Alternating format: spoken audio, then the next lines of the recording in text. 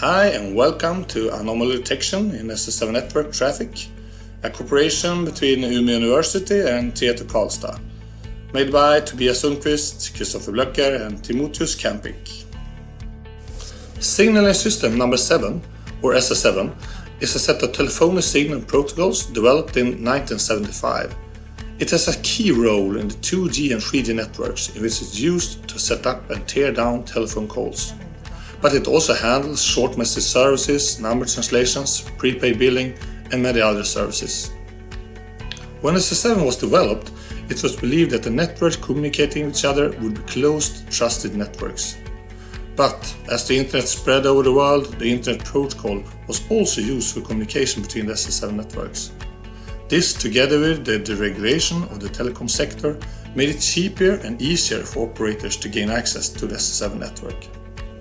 Unfortunately, this also has made it easier for criminals to exploit the network communications and track subscribers, intercept calls, perform denial of service and commit fraud. Gaining access to the SS7 network is easier nowadays, since there exist several unserious operators and access to the network can be bought on the black market. But misconfigured IP networks and hacked femtocells are also possible entry points for the attacker. Once inside, the attacker could scan the network for open ports and use free available tools to generate the necessary signals for the attack. The attacker then only needs the phone number of the victim to perform the attack. Firstly, the phone number is used to contact the home location registry. This is a central database containing subscriber information and exists for each operator and country. The home location registry then sends back the IMSI number that is unique for each user and also at which mobile switching center the victim is located at.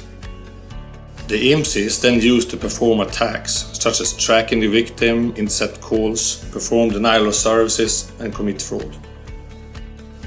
Most of the attacks that use access to the SS7 network to send fake messages use the IMSI that is retrieved from the home location register. If it would be possible to prevent the attacker from receiving the IMSI, many attacks could be avoided. In the next slide we'll see how we can detect the attacker. To improve the speed of the network, there are several local databases that mirrors part of the subscription data in the home location register. These local databases are called Visitor Location Register and are supported by a mobile switching center, or MSC. These MSCs are connected to a predefined number of base stations, and as the user moves, the supporting MSC will change and cause an update of the location to the home location register. These updates are also made periodically depending on the configuration of the MSC, but normally every hour. Each request to the home location register contains the address of the sender, and if the updates and other request signals are monitored for each user in the home location register, it will be possible to make a list of possible and likely transitions between the addresses of the MSC.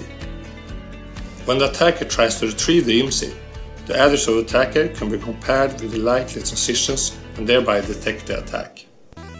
For privacy and data security reasons, it's not possible to use SS7 production data in scientific work that require the sharing of data or the publishing of data generators. Hence, we simulated the traffic in a micro and macro world scenarios. The first simulation is using a small grid world, where the subscribers are moving in a pseudo-random way between base stations that are connected to different MSCs. For each time step, the subscriber can choose to either stay in the current cell or move to one of the neighboring cells. Each subscriber sends periodic updates to the home location register and also sends updates when MSCs are switched. By monitoring the location updates that is made in the grid world, we can define the possible transitions that could occur for the subscribers. For each time step, it's then possible to calculate probability for a subscriber to switch to another MSC. A longer time with no updates will increase the likelihood that subscriber switches to an MSC that is far away from the MSC that the subscriber last was seen in.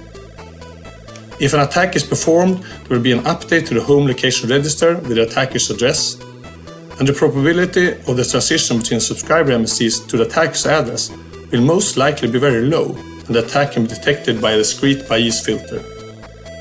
The second simulation is a larger world and uses transitions between the addresses monitors in the home location register. In this world, each node represents an address of an MSC, The subscribers moves in this world between MSCs and mostly between geographically close ones. To simulate that the user also can turn off the phone when they go by plane to reach faraway places, there are special nodes called hubs marked the screen, in which they can travel and make geographical jumps in.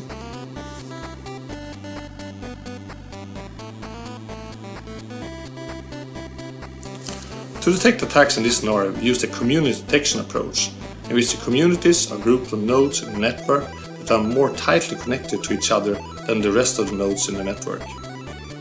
While regular nodes should cluster into communities with their neighbors because of their local link patterns, the attacker's nodes maintain connections to nodes through the network and expect to stick out from the community structure.